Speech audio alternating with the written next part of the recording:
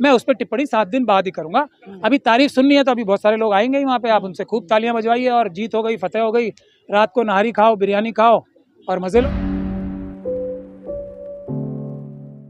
7 दिन की रोक लगा दी है सुप्रीम कोर्ट ने, कैसे देख रहे हैं आप इसको? देखिए, ये मैं अब से अभी से कुछ देर पहले यही बोल रहा था ना, अगर पूरा एक्ट स्टे नहीं होता तो वो कोई इंसाफ नहीं होगा, वो ज़्यादा नुकसान ही करेगा, उससे कोई फ़र्क नहीं पड़ेगा। तो मैं इस बात का अब वेलकम करता हूँ कि हाँ, अगर सुप्रीम कोर्ट की पावर है तो वो पूरा एक्ट करने की है स्टॉप, और वो उन्होंने 7 दिन के लिए किया है।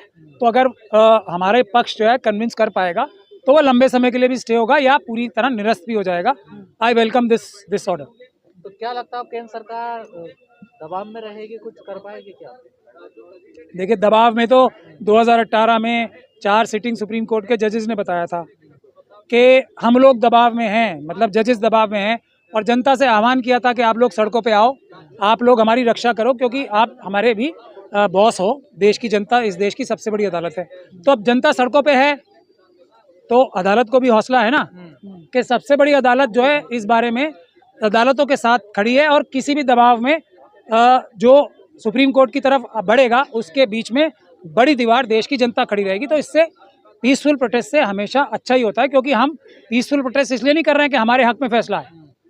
पीसफुल प्रोटेस्ट इसलिए होते हैं कि जजेस के ऊपर जो दबाव बनाने की जो एक प्रक्रिया जो 4 सुप्रीम कोर्ट के जजेस ने खुद बताई है 2018 में, सिटिंग जजेस ने, वो बिल्कुल निरस्त हो जाए, वो खत्म हो जाए।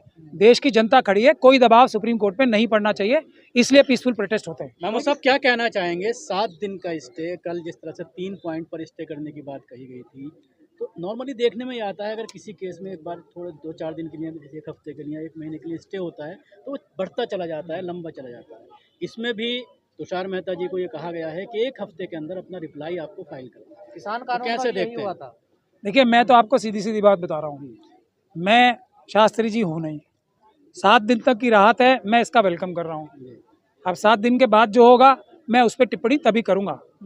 इस कानून को अगर 7 दिन तक स्टे किया गया है तो इसको जब तक सरकार यह ना दिखा पाए, मैंने अभी इससे पहले बोला ना, ये जजमेंट आने से पहले भी, कि जब तक सरकार ये ना दिखा पाए कि ऐसा कोई तूफान आ जाएगा देश के ऊपर, ऐसी कोई अर्जेंसी तो है नहीं ना, आज तक तो नहीं बताई है, ना पार्लियामेंट के अंदर, ना कोर्ट के अंदर, ना पार्लियामेंट के बाहर आरएसएस और बीजेपी के लोगों ने।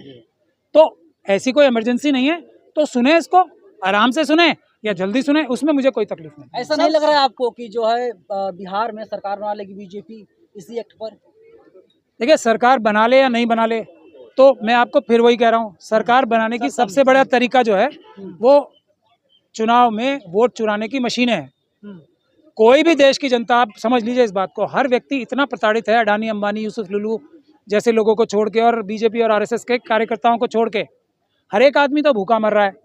किसको किसको खाने को भी है। आपको पता है क्या हो रहा है? बैंक का हाल, 10-10 हज़ार रुपए के लोग लोन ले रहे हैं, अपने गहने बेच रही हैं महिलाएं, गहने गिरवी रख रही हैं, और कोई इन्हें वोट देगा? मशीनों से वोट मिलते हैं सिर्फ इन्हें, भारतीय जनता पार्टी को और आरएसएस को कोई वोट नहीं मिलता। सर, बहस के दौरान 2 जो बड़े मुद्दे थे जिस पर बहस हुई कि क्या जो सरकार है गैर मुस्लिमों को ट्रस्ट में, हिंदू ट्रस्ट में हिस्सा देगी या उसको रखेगी। इस पर क्या लगता है कि मुसलमानों के लिए ये बड़ी बात कही गई है कोर्ट में? देखिए, ये सबसे बड़ा, इससे बड़ा एग्जाम्पल बोध गया का है, ये एग्जाम्पल जो चल रहा है, तो वो समझना चाहिए ना, एक ही फॉर्मूला है जो सबके लिए अप्लाई होगा। मगर मुद्दा ये है ही नहीं, ना बोध गया का ना उसका। जो लोग मेंबर बनेंगे वो सरकारें और आरएसएस और बीजेपी नहीं बनाएगी, वरना राजीव कुमार जी जैसे सीएससी बना देंगे मोदी जी। तो कोई मुसलमान ही सारे ईमानदार पैदा हुए हैं और ईमानदार मरेंगे, ऐसी गारंटी है क्या? बुद्धिस्ट समाज के जो लोग अपॉइंट किए जाएंगे वो ईमानदार होंगे या बेईमान होंगे?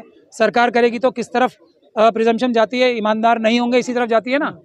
तो हमें जो इलेक्ट होंगे मेंबर्स, वो डेमोक्रेटिकली इलेक्ट होने चाहिए, वो है असली मुद्दा। जो चुन के आएंगे, जनता जिन्हें चुन के भेजेगी और गिरेबान पकड़ के उतारने की ताकत रखेगी, वो मेंबर्स चाहिए। ये मुस्लिम होने का मुद्दा तो तब फायदेमंद है जब वो इलेक्ट होके आए, तो सर, ऐसे आपको सरकार क्या के लगता है पॉइंट ये नहीं। जो 7 दिन की रोक लगाई है, कानून में कोई दिक्कत थी तभी तो सुप्रीम कोर्ट ने लगाई है? मैं खुद ही कह रहा हूँ, कल तो मैंने अभी इससे पहले क्या बोला था, जब सुप्रीम कोर्ट ये बोल रही है कि हम लोग इस पे कुछ इंटरिम स्टे देंगे, तो फिर सारे पे भी दे सकते हैं ना, अगर कोई अर्जेंसी नहीं है ऐसी तो। और अगर उस ताकत का वो इस्तेमाल कर रहे हैं तो 3 पॉइंट्स के लिए भी वही ताकत का इस्तेमाल है और सारी के लिए भी। अर्जेंसी इमरजेंसी कुछ है नहीं। तो सरकार को बड़ा झटका माना जाए सर?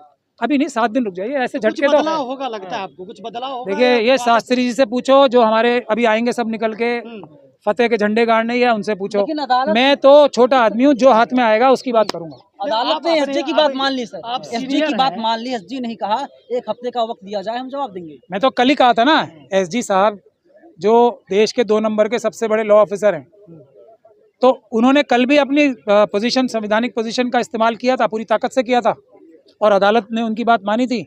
आज भी किया है, अब भी अदालत ने उनकी बात मानी है। अब इसके बाद 7 दिन बाद क्या होगा, मैं उस पर टिप्पणी 7 दिन बाद ही करूंगा। अभी तारीफ सुननी है तो अभी बहुत सारे लोग आएंगे ही वहाँ पे, आप उनसे खूब तालियां बजवाइए, और जीत हो गई, फतेह हो गई, रात को नहारी खाओ, बिरयानी खाओ और मजे लो। सर इन मैं याचिका ये कह रहा हूँ, क्या कहता है सर, आपका एक्सपीरियंस? मेरा एक्सपीरियंस ये कहता है, कमर कस लो, बड़े लंबी लड़ाई लड़ने के लिए, पीसफुल प्रोटेस्ट के लिए तैयार हो जाओ। हमें सभी धर्मों के लिए की मजहबी प्रॉपर्टीज के लिए, धार्मिक प्रॉपर्टीज के लिए एक जैसा कानून लाना है, जिसमें धार्मिक लोगों के हिसाब से धर्म की प्रॉपर्टीज चलेंगी, ईमानदारी से चलेंगी। उसका प्रावधान भी हमारे कानून के अंदर ही होंगे सबके। सरकार की किसी भी एजेंसी की मदद देने की जो ताकत है वो इन बोर्ड्स को मिलनी चाहिए। आप पूरे देश को मुर्शिदाबाद बनाना चाहते हैं क्या? मैं पूरे देश को बाबा साहब डॉक्टर भीमराव अंबेडकर के सपनों का भारत बनाना चाहता हूं। पूरे देश को संवैधानिक रूप से अपने अधिकार लेने की ताकत दिलवाना चाहता हूं। घर घर संविधान, संविधान से हर समाधान, पीसफुल प्रोटेस्ट हमारा सबसे बड़ा, बाबा साहब ने कहा था ना, शिक्षित बनो, संगठित हो, उसके बाद तो संघर्ष करने की बात बाबा साहब ने बताई है। संघर्ष, अगर ये संविधान नहीं होता तो संघर्ष करने का कोई भी तरीका हो सकता था। अब ये संविधान है मुस्लिम पक्ष तो की एक मिनट, जब ये संविधान है तो एक ही तरीका है, वो है पीसफुल प्रोटेस्ट करने का संवैधानिक तरीका। संगठन बना के संघर्ष करने का रास्ता बाबा साहब ने दिखाया है, हम उस रास्ते को छोड़ नहीं सकते। जिसकी जो ताकत है लगा ले। यही कानून बंगाल को जला रहा है, तमाम लोग मौत भी हो गई।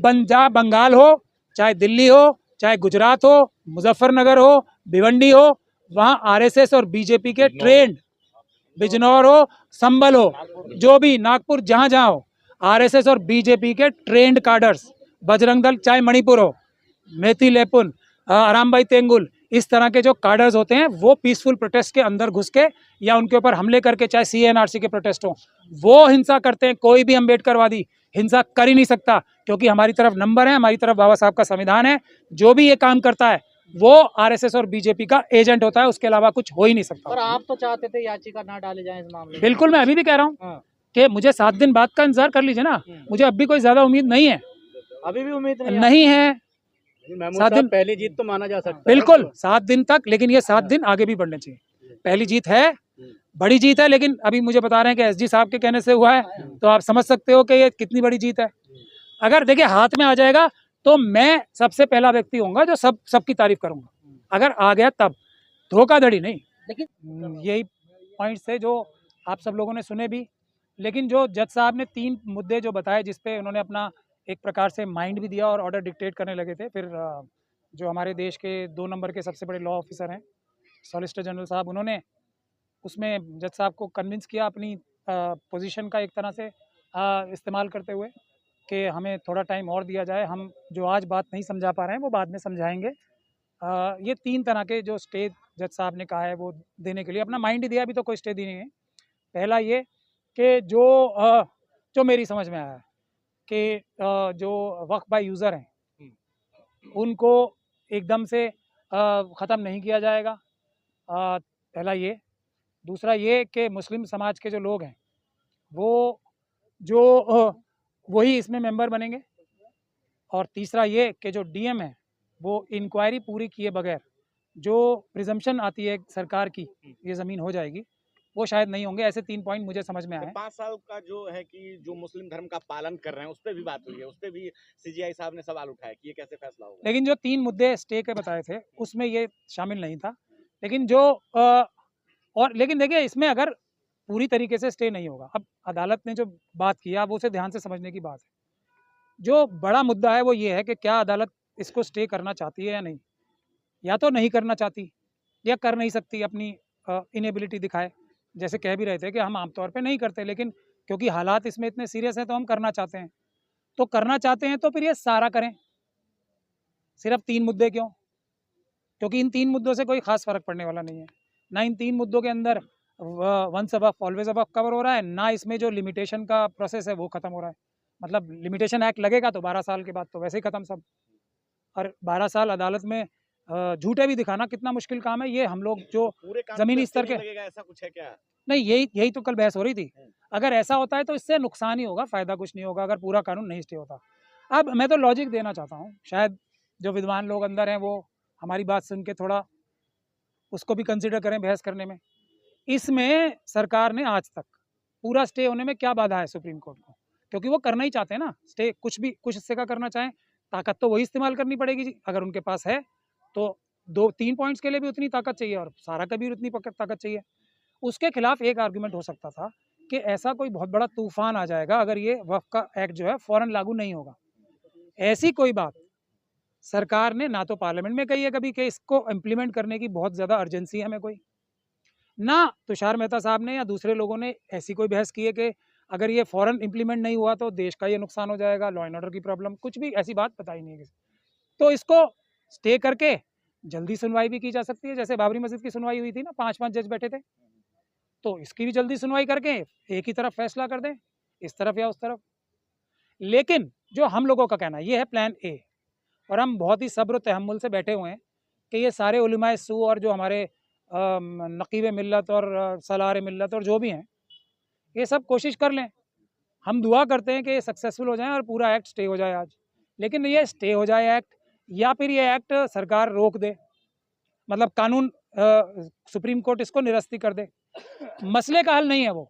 अब जो ये प्रॉब्लम आई है इसको हमें फ़ायदे के लिए इस्तेमाल करना चाहिए, ना सिर्फ मुसलमानों के लिए बल्कि सभी धर्म के लोगों के लिए, कि अपने अपने धर्म की जो प्रॉपर्टीज़ हैं उसको बचाने के लिए एक मजबूत कानून आना चाहिए, जिसकी रूपरेखा मैं 16 पॉइंट्स के ज़रिए बता चुका हूँ कि सज़ाएँ ज़्यादा होनी चाहिए, सारी कार्रवाई जो है इन सभी संस्थानों की, सारे धार्मिक संस्थानों की जितने भी हैं, वीडियोग्राफी होनी चाहिए और उनको अपलोड किया जाना चाहिए, और जो जिस धर्म के लोग हैं उसी धर्म को पूरी आज़ादी होनी चाहिए। सरकार का काम चाहे वक्फ बोर्ड के माध्यम से हो या किसी भी बोर्ड के माध्यम से हो, धार्मिक लोगों को ईमानदारी से काम करने में मदद प्रोवाइड करने का है, उनके काम में दखल अंदाजी का बिल्कुल नहीं होना चाहिए।